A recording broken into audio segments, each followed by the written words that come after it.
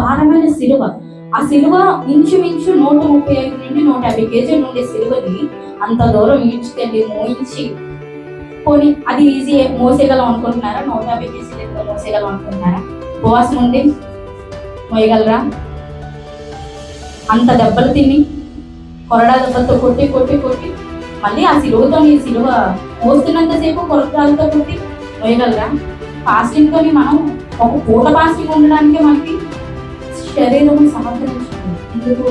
ఇహలోకంలో మనం పెట్టుకుంటున్న బాధ్యతలు, మనము పెట్టుకుంటున్న ప్రెజర్స్, వీటికే మన యొక్క శరీరము బలహీనం అయిపోతూ ఉంటే యేసు ప్రభు వారు అప్పటి వరకు ఉపవాసం ఉండి పరిశుద్ధాత్మ దేవునితోని సాతానుతోని కూడా శోధింపబడి శరీరము ఎంతగా నలిగిపోయి ఉంటుంది కదా.